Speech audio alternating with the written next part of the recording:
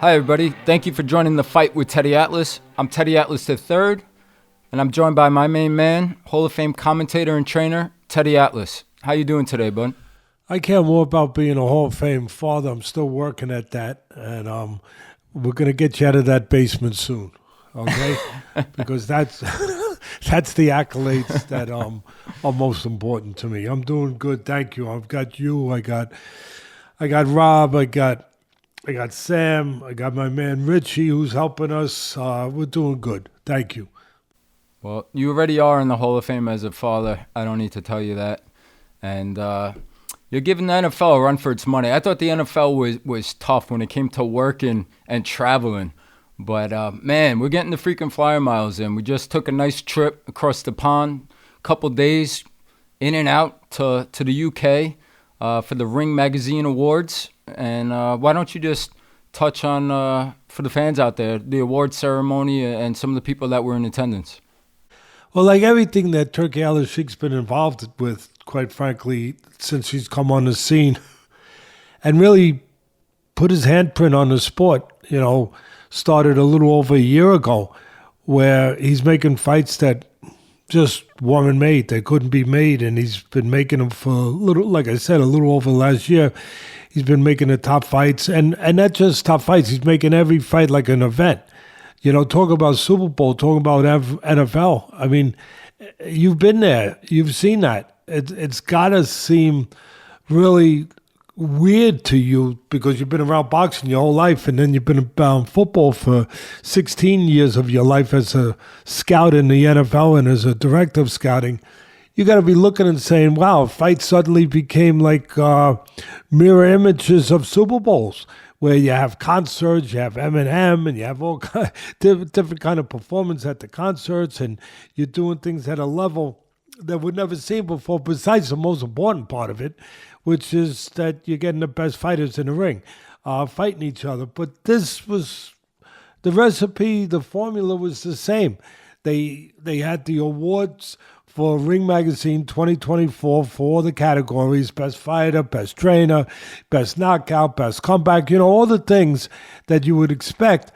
And they started at a historic building that goes back to the 1600s that used to be the Royal Palace. I believe I'm getting that accurate. And it's the historic old Royal Naval Academy. Yeah, just incredible. I mean, the ceilings, the architecture, just everything. And then, of course, during the dinner, they have great singers and opera singers and just different people performing. It was just a tremendous night. And the best thing is the invite list. I mean, the people they had there, the who's who, talking about royalty, the royalty of boxing. All the great fighters, past and present, everybody in that room. You posted the picture. If we can get the picture, maybe later we can get Rob to put the picture up, Rob and Sam. But just that picture, boy, I would love to have that stable. If I had that stable, I'd have a castle too. Put it that way, because what a stable of fighters. And just they had everybody that should be there, that's important to this great sport there. And they just did it the right way. All the categories, everything about the night was, again, what it's been since Turkey Al-Sheikh has come around. It's just been top shelf. And I think that what came out of it too was Canelo hadn't been there for the last year. Canelo was suddenly there. And all of a sudden, what do we have? We'll get to it later. I'll let you go on it more, specifically later. But all of a sudden, you have a Crawford-Canelo fight. So there's always more than one thing going on. You have an event where there's entertainment going on, where there's awards being presented, but at the same time, Turkey Al-Sheikh's got the top promoters over there. He's got Frank Warren. He's got Eddie Hearn. He's got Spencer Brown. Yeah, I mean, he's got all the top guys: Eddie Hearn, Spencer Brown, who's the manager of course, Tyson Fury, and also a promoter. Yeah, Oscar De La Hoya. Oscar De La Hoya. I mean, he's got all the, like I already mentioned, Frank Warren. He's got all the top guys around. So while the event's going on, there's always work going on. That's something you learn when you're around these people. And like I said, the way that boxing has made this change in the last year, where the Saudi influence, Turkey Al-Sheikh's influence, has been so evident. There's always a deal being made. There's always work towards the next one. The next fight, the next mega show. At the end of the day, the best thing was what it always is. I got to share the experience with you, having you next to me there to see all of that, and I think I put a few extra pounds on with all the food that they were giving us, but it was terrific. And you take us to the other stuff. Yeah, so never gets old rubbing elbows with the great Roberto Duran and Alexander Usyk and the many others that you have mentioned that were in attendance. So incredible trip in the UK, and that'll bring us to some live fights finally in the new year. This past Wednesday in Australia, we had Jai Opetaia defending his IBF Cruiserweight title belt versus David Nyika in Australia. But before we get to that, I do want to touch on the co-feature. We did have on the co-feature Justis Huni, undefeated heavyweight prospect. He fought against Shaun Potgieter. This fight, the 25-year-old Huni didn't have much in front of him, but he did what he was supposed to do. And he made quick work and dismantled his opponent. Huni, I believe this was your first exposure to watching him, but a big, young heavyweight with quick hands. What'd you think about him? Quick hands, start there. Big, thick-boned. I know in the NFL you're always looking for those thick-boned guys, the guys that, they don't have to go in a weight room to get strong. They're naturally strong because, of the density of their body, the genetics. He's got that. First thing I thought about, wow, that guy, my son might have been looking to draft him or something. I mean, he's got that body, he's got that thickness. And then, of course, did a little research, found out, what do you find out? He's a rugby player, of course. You guys used to bring those rugby kickers over, those punters and stuff. But a rugby, right away, it made sense. I said, yeah, the body, it makes sense. The natural strength, the power, the natural power. I always say punches are born, they're not made. This kid's born with power. Again, just a different kind of physical makeup. He played rugby. He looks like he could still play rugby. What impressed me the most, though, when I used the term rugby and talking about taking you down that road that I am right now to give you the word picture and paint that word picture to people, you probably start thinking crude. You start thinking caveman-like, all that. No, his technique really good. As you said, hand speed, power, puts punches together nicely. Really, really solid with the fundamentals. And a beautiful, quick, snappy left hook to the liver. I love that. I mean, I haven't seen too many heavyweights, really, that have that kind of left hook to the liver. I really haven't. I see welterweights, I see lightweights, obviously featherweights, all the smaller guys, middleweights. But to see a heavyweight snap off, I have to back up a little bit, I'm sorry. Just snap it off, like he's up top, he sets up, bang! Kind of like a Mickey Wood type left hook downstairs real quick before you have a chance to adjust your elbow to it, to block it. I was impressed. Look, the level is what it is. What is he, bud? He's a 12-0 now, 7 knockouts. So the level is what it is for all these guys. The hand-picked guys, picking the right guys, that makes sense. No different than anybody else that's coming up that's being taken care of by a promoter and has some talent, and they're trying to get that talent to a certain place. They all have these kind of hand-picked fights on their resume, but it's the way they deal with them that I look at, the way they get rid of them. I just, again, I was very impressed by that quick left hook to the body. I don't care who he was doing it with. He was doing it with a tough guy, but a guy that, again, is a guy that they picked at this point in his career to highlight him, to showcase him.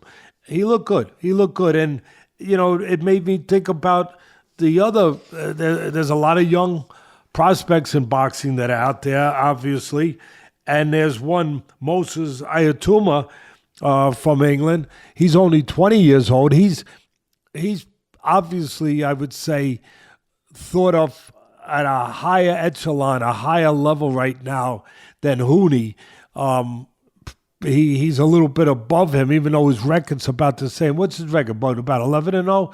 He's probably. Ayatuma's 11-0. Huni is now 12-0. Ayatuma 9 knockouts. Huni 7 knockouts. Yeah. So again, comparable. Both guys that are heading in the same direction, up in the heavyweight division, trying to get there. But Ayatuma's a little bit above as far as recognition.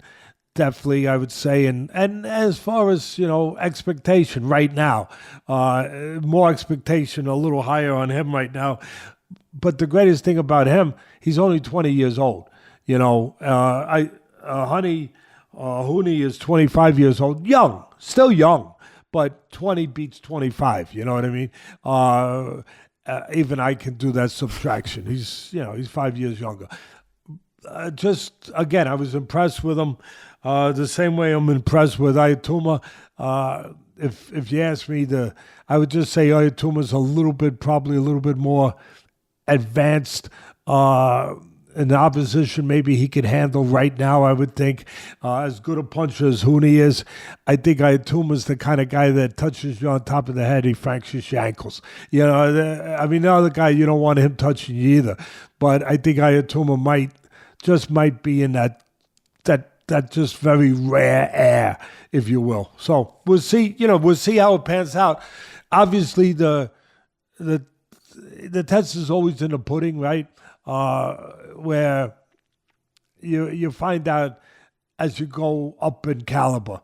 When they start to get tested, when the inside stuff starts to show, not the outside. The outside stuff looks good. We're in the car lot right now. We're looking at the cars, bud, and they're shiny. They look good. They look good. They're nice. They got nice bodies, the wheels, everything. Then you got to pick up the hood and see what's under the hood. And then you got to take them out on the highway. And then instead of taking them out, on the back streets where you're going 40, 35, you got to go 75. You got to go 85. And then you find out really, really, what do you got? And time will come for that. And time is coming because, as time goes by, they're getting one step closer to those fights, to those tests. Well, before we move on to the main event, I just want to take a quick mention or a quick break to mention to our sponsor, Athletic Greens. A big thank you to Athletic Greens, the all-in-one daily drink to support better health and peak performance. As you guys know, they've been a sponsor of the podcast since day one because we know it's the best supplement for overall health.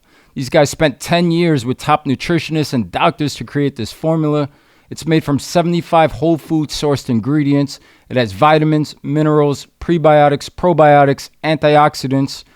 This is like an insurance policy for your body's health and immunity. Athletic Greens is giving our listeners 10 travel packs for free. So whether you're looking to boost your energy levels, support your immune system, or address gut health, Athletic Greens is the way to go. Simply visit athleticgreens.com/atlas to claim the special offer of 10 free travel packs with your first purchase. Again, athleticgreens.com/atlas. I had one thing in there because I would just say, look, we left Friday morning, New York City. We got into London Heathrow Airport Friday night. We got up in the morning. We went and did a ring, which you can talk about more later if you want. But I was very proud. We did a Ring Magazine interview for Ring Magazine where they asked us to go on a panel with 2 former world champions, Carl Froch, good guys, and really, just good guys. George Groves, 2 former middleweight champions, and tremendous fighters, tremendous English, stars that the fans over there obviously backed up for years and love, because the fans in England are very loyal. They're just great. They're great fans. I'm not saying other fans aren't great, but the English fans they really are special. And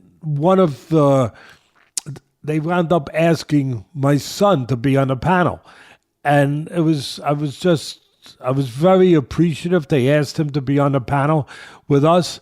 And I just thought you did a great job. It was fun being on that panel, talking about all the candidates, talking about all the nominees for, all the categories for the Ring Magazine Awards later that night. We did that for a few hours. It was cold. We were a little chilly. It was a little freezing there in the gym that they had us in. We were there for several hours. And I know you don't handle the cold as well as you used to when you were young. When you were young, you handled it really well. Then you went to Vegas on me, spent some years out there. Next thing you know, you come back and you're like, every time I was there, Dad, could you put the heat up? Oh, come on. The blood thinned out. What happened to my guy? But then we went back to the hotel, and then we went back to the affair. We went to the gala. It's just nonstop. And then next morning, bang, on a plane back home, to do this. And we did some fight plans today. We did a couple nice fight plans that you guys are going to be seeing soon for Bevo and Better BF2, and for Canizales and Morel. So we did those. Then we did this, right? The point I'm making is, we're sponsored by Athletic Greens. We read the ads. We tell you all the stuff that is very easy to tell. It's factual stuff. But we back it up by using a product. And I just wanted to finish by saying I took it while I was there. And for whatever help it gives me while we're running that kind of schedule, and it is it's the schedule I just said. While you're running that, going from planes, going from climate, going from time zone to time zone, not getting a real lot of sleep, getting 3-4 hours sleep, maybe 5 hours, maybe you grab an extra hour, but all of that, for whatever it does to help you physically, which it does, to give you the nutriment, to give you the things you need, to feel right physically. I gotta tell you, the guy that's been telling you for years and telling fighters and talking on ESPN and on our shows on everything, and then getting fighters to verify it. 75% of the fighting, whether it's MMA, whether it's boxing, whatever it is, 75% is mental. And the fight in life, whatever it is you're doing, whatever you're fighting, whatever you're dealing with, 75% is mental. All I can say, buddy, is that we understand the physical part. What I wanted to say was, knowing that I had the Athletic Greens made me mentally say, I'm ready. I'm good. I'm, just a little bit more secure about doing all the things we had to do jumping off of airplanes. That's it. I just want to say, that makes sense to you, bud? Absolutely. And I got my voice back, even with all the travel. So thank you, Athletic Greens. And thank you, Ring Magazine. It was a blast. It was a pleasure and an honor to be included on that panel with George Groves, with Carl Froch. And we had a fun time, especially with the banter of those two guys. Obviously, they fought each other twice. And it was a good time. So with that being said, let's move on now to the main event we touched on earlier in Australia. Cruiserweight champion, IBF champion, Jai Opetaia defended his belt versus David Nyika. This was a fun fight. I mean, from the opening bell to the closing bell, as long as it lasted, these guys were going at it. Nyika, to me, a little crude, a little raw, especially compared to the skill set and the fluidity of the combinations of Jai Opetaia. But he gave it all. He didn't come there just to show up. He came there to try to win. I thought he left a couple openings. It felt like he was burning too fast. It was only a matter of time before Opetaia was going to be able to do what he did in the end. But Opetaia gets the win, defends his belt, 4th round knockout. What'd you think of Opetaia's performance? Yeah, listen, I thought Opetaia looked great. I thought it was a good fight for him to get now, maybe before he goes into a unification fight with Ramirez. We'll talk about that, I guess, after this. I'll leave it up to you. The potential of that, or the possibility, or maybe the reality that will be next, because again, especially with the influence of Turki Al-Sheikh, we're getting more and more undisputed fights, unification fights. But as far as Opetaia, I think it was what you need before you're going to go into that kind of fight. It was a fight that tested him in certain way. It was a firefight.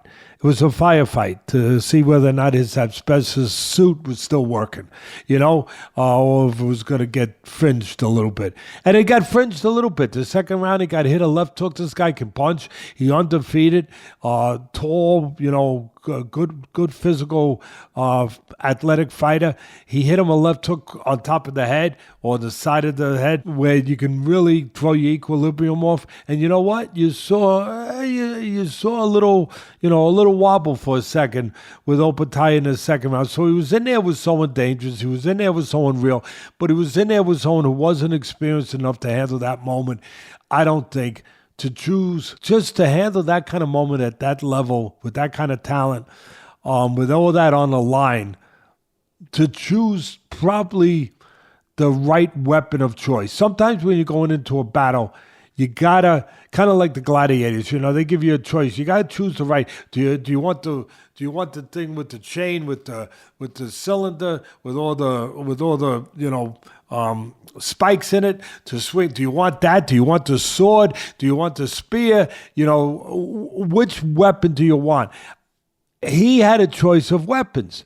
He's 6'6", and his weapon could have been fight tall, fight with the spear, stay on the outside. Don't go in there with a known puncher like Opetaia, a world champion who's experienced, who's a lot more experienced than you at this point, who doesn't have the length, doesn't have the height of you. It would suit Opetaia better in the trenches. A little better mentally, technically, physically, where he could throw his shorter punches. He's a good body puncher, Opetaia. You go inside, you're giving the guy, access to your body. So, again, I don't think he had the experience. I think he will now, but Nyika didn't have the experience to choose the right fight. So what did he do? He fought like a warrior. He fought like a fighter. He went right at it. But he went right at it kind of like a moth to the flame. Like where a moth gets attracted to the flame and he gets burnt up. And to your point, and he got burnt up, that he was burning too fast. A little out of control. Again, not the experience to choose the right fight for himself right then. He went inside. He made it fun. He made it interesting. He made it exciting. He did test Opetaia. I told you, throwing those punches in the second round, catch him on top of the head with the left hook for a second. Opetaia behaved like a champion, behaved like an undefeated fighter. He overcame it. He settled in the inside. It became a phone booth fight where Opetaia just handled it the way that, he's suited to handle it. He's a good puncher. He put punches together well. He went to the body. When you're with a taller guy, I like to say what the old timers used to say, you chop the tree down, you bang the body, and the tree will fall. That's what he was doing. He was banging the body. And then he took advantage. I had, in the preview, where we did a preview on this, I had said that Nyika was very tall. But one of the things that I was concerned about with him is he stands tall. He stands a little too erect, a little too straight. When you're too straight, there's windows to break. It's like a skyscraper. There's windows up there in a skyscraper that you can break. And Opetaia broke some of those windows. He stood a little tall. Credit to Opetaia. Credit to him. That's why he's one of my favorite fighters. What did he do? He saw that he was standing tall, so he took the body, knew there was a lot of long body, but at the same time, he saw there was an opportunity after he banged the body when he was standing up there and he was slightly sloping a little bit inside. He threw the uppercut. He saw the right punch. Uppercut made sense. He threw the uppercut. It landed. It did a lot of damage at the end. Matter of fact, what I liked the best about was the delivery of the uppercut. He threw a throwaway punch, Opetaia. He threw the left hook just to distract him. Bang. And then whoop, whoop. Just to distract him, just to set up the right uppercut. Only good fighters do that. Only good fighters know which punch to throw at the right time. He threw the right uppercut. The only thing that got a little bit scary, Bud, was, and I think you would concur with this, is that he caught him that beautiful uppercut. He was hurt. He slanted off to the side, and he was basically out. The referee, and I know the ref real well. He's from New York. I know him when he started in the business, and I think he's a good ref. But he got in just a step late. And thank God it turned out okay. But you can't get in a step late. That's why, whether it's MMA, whether it's boxing, one of the most important things for a ref, you don't want the referee interfering. You don't want to see him when you shouldn't see him. But what you want him is always in position, good position, where he's ready, where if the guy's hurt and damaged, he can get there on time. He was just a little too far out. And Opetaia, after you hurt him with that uppercut, and the guy was basically out on his feet, and he was frozen towards the ropes with his head over there. Opetaia hit him one more shot, which of course is what you're going to do. You know, until the referee tells you to stop. The guy's still standing. You're looking to make him not stand. I mean, that's what you're trained to do. And he throws that one more punch, that left hand. It was like a compact, short left hand.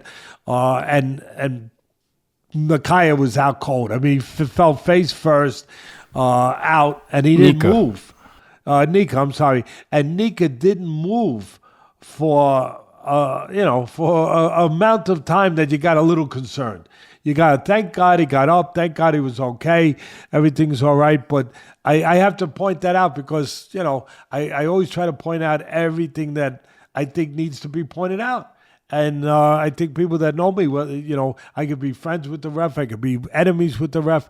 It doesn't matter. I happen to like this ref, but if I think there's something to point out, whether it's negative, whether it's a little negative, whether it's positive, whatever it is, I'm going to try to point it out because I feel that at the end of the day, that's kind of my responsibility with this platform. So that was the only thing. But good fight for Opetaia.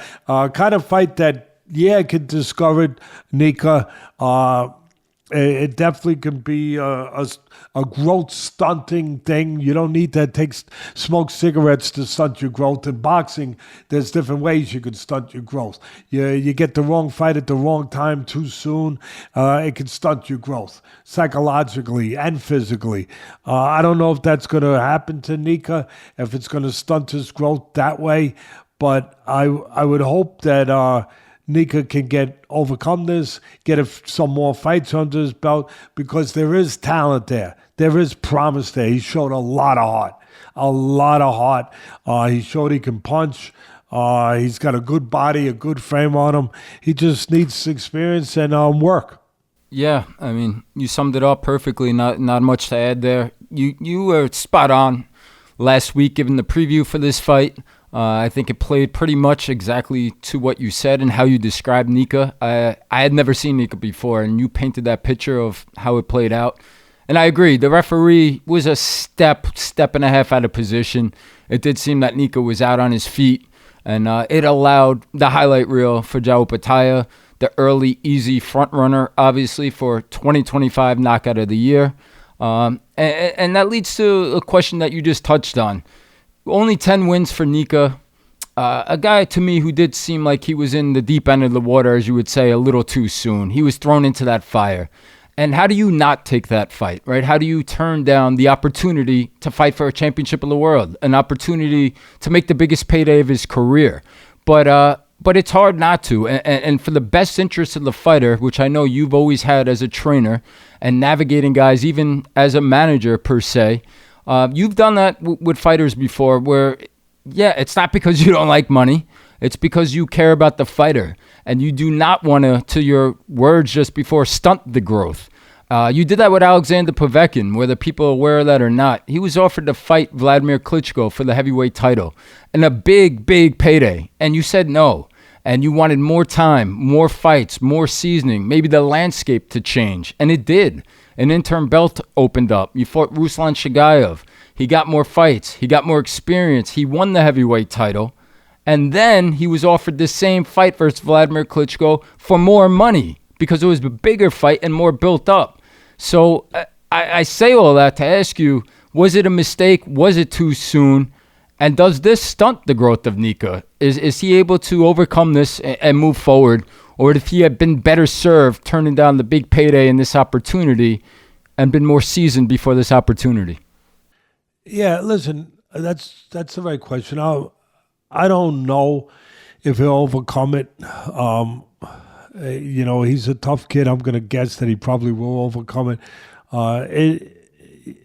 At the end of the day, it's a decision you have to make right there. You get offered the world title fight. You got a chance to fight for the title. You don't know how often you're going to get that chance. It's not guaranteed you're going to get that chance. But to me, the only thing that I look at when I'm in those situations is the fighter ready? Could he use more fights? Yes, he could. Oh, that's it. Then I'm going to have faith that we're still going to get the chance to fight for the title down the road. But we're going to have a better chance when we fight for it. We're not only fighting for it. We're fighting with a real good chance to win it and a real belief. And the most important thing is the fighter's got to believe it. See, at that time, I don't think Povetkin believed he was ready for Klitschko. And I didn't think he was ready. That's more important was I didn't think he was ready. But maybe more important, I should say, really, is I didn't think that the fighter thought he was ready. But he was going to take it because he was going to behave like a fighter. He wasn't going to say no. It was up to me to say no. It was up to me to be the bad guy. It was up to me to be the idiot that steps in there and says, no, we're not fighting for a world title, even though it's for this and it's for money. Or no, we're going to get a few more fights. We're going to get a little more time. And then we'll be more ready. But we're not. At the end of the day, the way that I made a decision based on whether or not I think I was right was that I had privately talked to the fighter, and he was a real fighter. He had the spirit of a fighter, the behavior of a fighter. He wasn't going to tell anyone no. He wasn't going to, because in their mind, it's cowardly. In their mind, you're not being a fighter. You're breaking the code if you say you're not ready. So they shouldn't have to be the one. I don't think they should have to be the one to say. Just like if it's a tough fight and the guy's getting beat up real bad, I think the corner should stop it at that point when he can. When it shouldn't be to the point where the fighter's got to quit, or the fighter's forced to quit, or the fighter even has the thoughts of submitting when he shouldn't have to. He shouldn't have to be put in that position where he would have to do something that damaging to his pride and maybe say, no, I can't go on in a corner. No, I think that's up to the corner to save him from that if it's going in that direction. So I think it's the same thing with the development of fighter, which is so important, that save him from himself. Don't let him be forced to say, oh yeah, I'll take that fight, even though inside him he don't really think he's ready for it. And at the end of the day, like I said, I evaluated my fighter. I had to make my own decision. I said, you know what? I don't think my fighter, he's going to say he's ready to the manager because he doesn't want to be marked as the guy saying, no, I won't fight for a title. But I don't think he thinks he's ready. Not for this guy. Not for a guy this big, this experienced, this powerful. No, I didn't think he was ready for Klitschko. I didn't think he thought he was ready. So to me, it was the only decision I could make was to to say no. And it turned out right, because we got an extra 2 years, and he developed. We got him more fights. I was able to work with him in the gym, develop him more, correct some of the things I thought had to be corrected, get more experience. And then what happens? Boxing being boxing, another avenue of opportunity opens. Shagayev turned out to be the guy we were fighting for the title. A whole different situation, win the title, and then they wound up later on going and fighting Klitschko, where he lost to Klitschko, but he got paid more because he was bringing a belt to it, and he had a better chance at least going in because he had those extra fights and he had won a title. He had, he wound up going the distance. If he lost the fight clearly, but at the same time, I think if he had taken the fight 2 years earlier, not only would he not have gotten paid as much,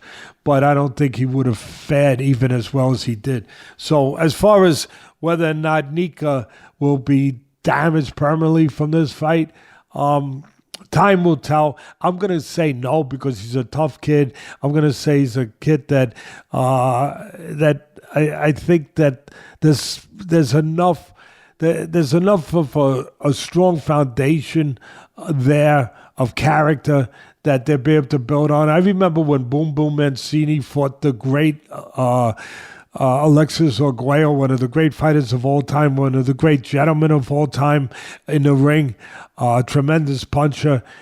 A lot of people wondered, is it a little too soon for Mancini? Mancini fights him, he gets knocked out. But he put on a good performance. He went, I don't know if it was 11 rounds or I can't remember how many rounds it went. I think he went just past 10. It was 10, 11, whatever. It was back in the day, I think, when it was still 15-round fights. But at the end of the day, Mancini put a good show on. He did he did himself proud, but he got stopped. Like I said, late in the fight. And the same question could have been asked right then. Does this ruin this kid who was undefeated, this young kid with talent, this young kid who's a lion-hearted kid, does this ruin him? Well, no. He went and fought. I'm trying to remember his next fight or one fight after that. I don't know if he had one fight and then he fought whatever it was I think Arias. Maybe you could look on the computer. Well, we don't have the computer there, but maybe Rob could look on the computer if possible. But Frias. My memory isn't completely shot yet. And that's a lot of years ago, Sam. That's a lot of years ago. And I don't have a computer, Sam. I don't have that stuff in front of me where I can say, oh, yeah, I can look like a genius. Oh, pop it up. There it is. Oh, yeah, I know that. I think it was Frias.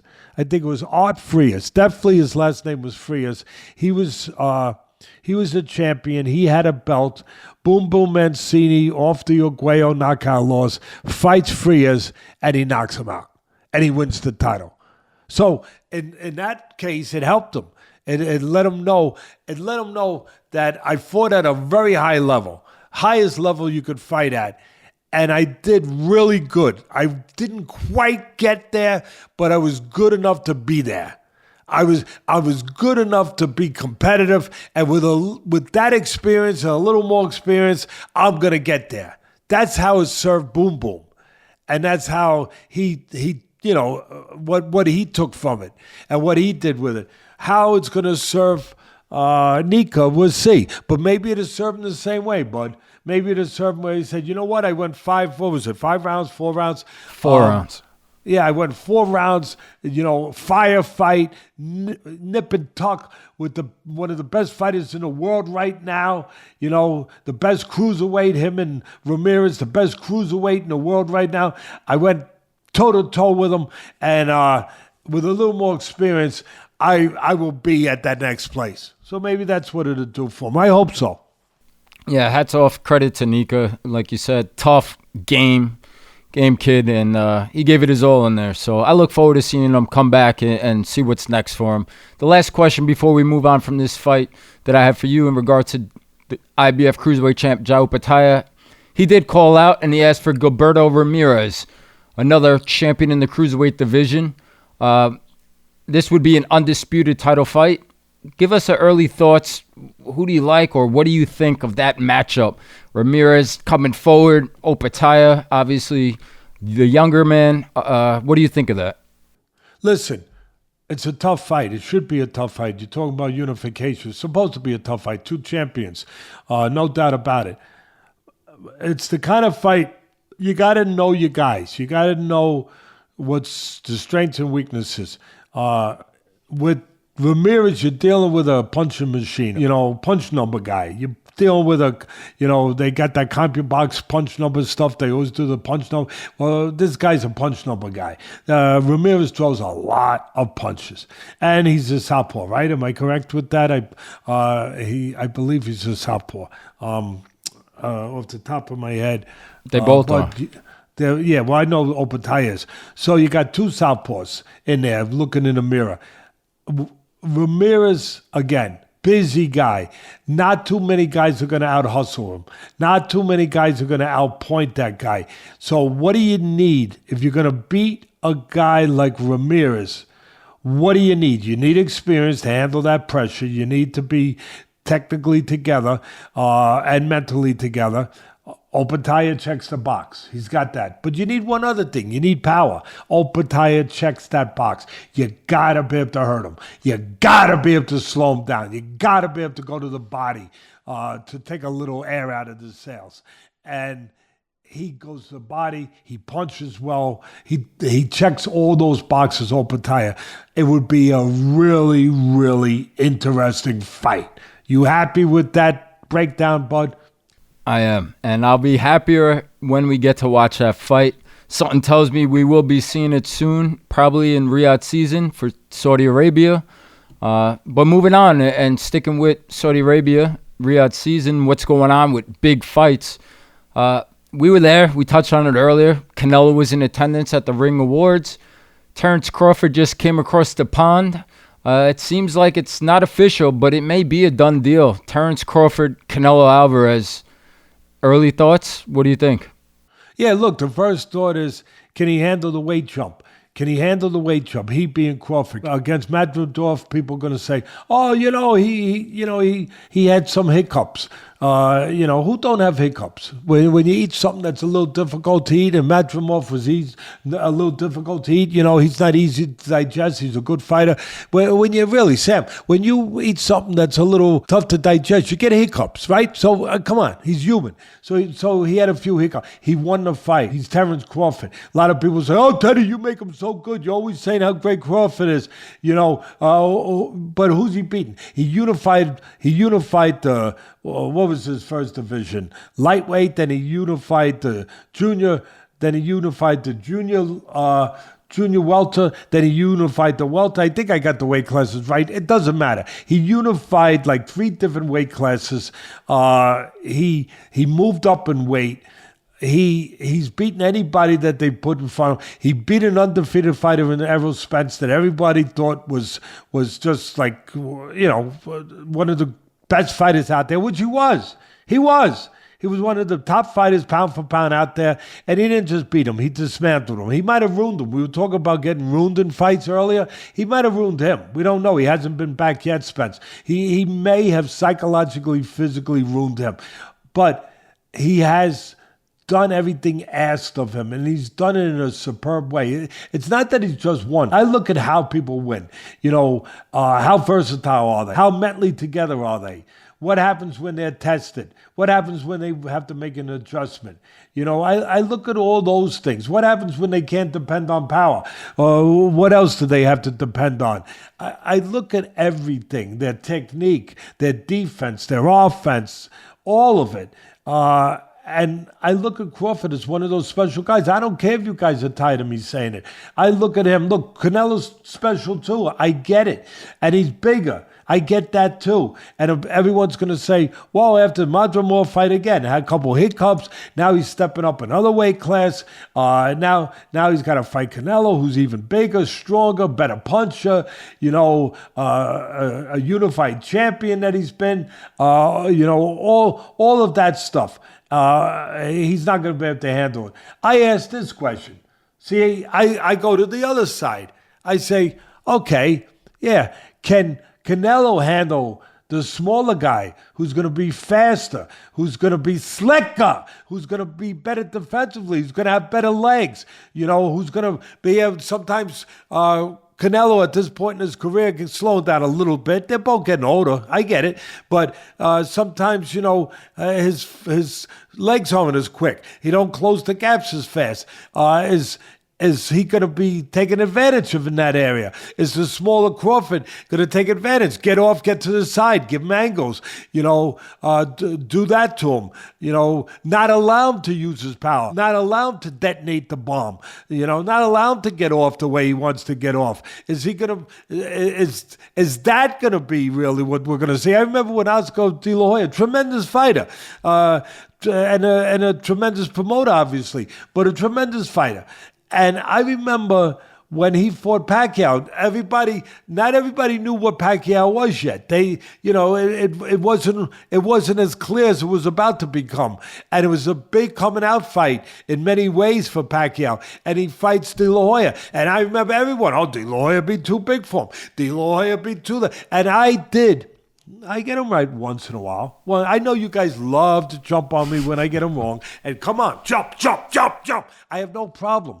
But every once in a while, when I get him right, I'm going to jump back. And I'm just saying that in that fight, I got it right. And why, when I made the preview of the Pacquiao De La Hoya fight, why did I pick Pacquiao? I said, everyone's talking about De La Hoya's going to be too big, too strong, too this, too that. I think Pacquiao's going to be too fast. He's going to be too fleet-footed. He's going to be too tricky. He's going to be all those things. And sure enough, he was like a buzzsaw, in and out, side, boom, boom, putting punches together, speed, power, legs, mobility, everything. So at the end of the day, before you go and drink the Kool-Aid and go crazy with Canelo, he's too big, he's a good night for Crawford, he's going to bed, all that stuff, not so fast. Don't forget that the other guy is bringing something to the party too. And he's bringing the things that hopefully I just described to you guys in the best way I can. When it gets closer, we'll get more thorough with it. But right now, I think you know where I'm leaning. And I'll make it even clearer where I'm leaving. So there isn't a lot of suspense. I ain't going against Crawford, okay? I do think he's that special guy. I think Canelo's special too, but I think Crawford's special in a little bit, even more so. He hasn't learned how to lose yet. I think he does have those special ingredients that go beyond the physical genetics, the physical DNA. So that's it, okay? Good. You don't like it?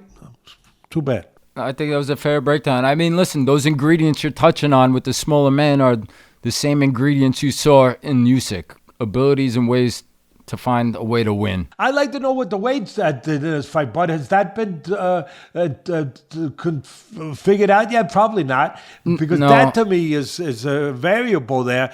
That's an X factor that's very important. Is it a catch weight? I don't see Canelo moving down. Right, he's been fighting at 168. I don't see him at this point in his career going to 160. If you want him, you're coming to him. Crawford already went to 154. He's going to probably have to go and agree at 168. I don't see it. How about they make it a catch weight 64?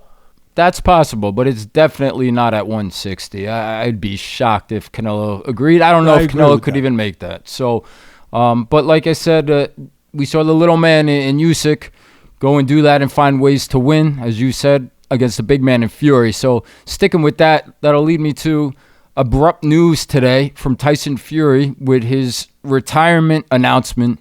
This isn't the first or second or maybe last time that Tyson Fury has announced a retirement. What do you make of it? What do you think? I think it's time.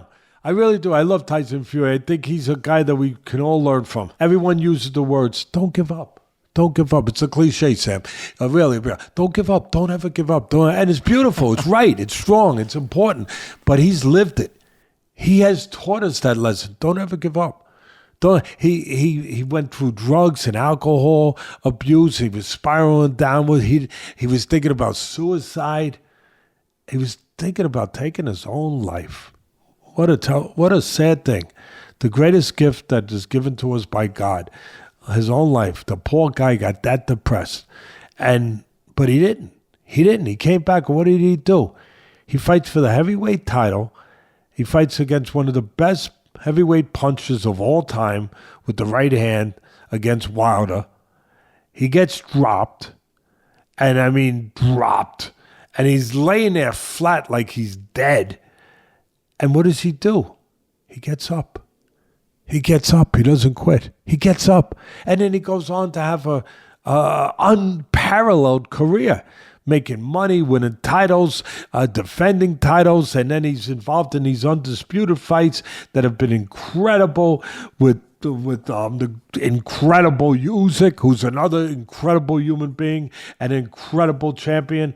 But we're talking about Fury right now. And he does all that. And he's like 36 years old. What is he, bud? He's 36, am I right? He's in that area. He's been through a lot of tough fights.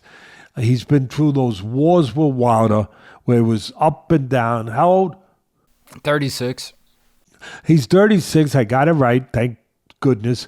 And he's been involved in so many tough. I mean, he's been involved in those Wilder fights. Those fights take a lot out of you. Then he's involved in the first Usyk fight where he gets dropped. Incredibly, he gets up, he finishes his fight. Some people might even think he won the 12th round in that fight. I definitely Usyk won that fight, but Fury to come back to get dropped in that, I think it was the 9th round, to get dropped the way he did. It was. And then come back and win the 12th. Just incredible. Incredible. And that 9th round was just given the round of the year at the Ring Gala. And deservingly so. Right. And to take that kind of punishment, bud, to take that kind, and like I said, the punishment he took in a Wilder fight, where he drops Wilder drops him, he back and forth, he gets off the floor. You're leaving parts of yourself in the ring.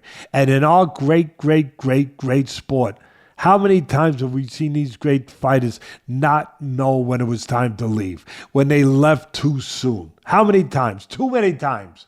I don't even know how many. Too many times.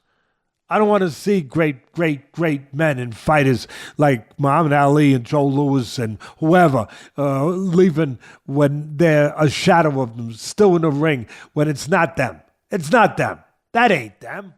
That's a shadow of something that once resembled them, but it ain't them. You don't want to see that.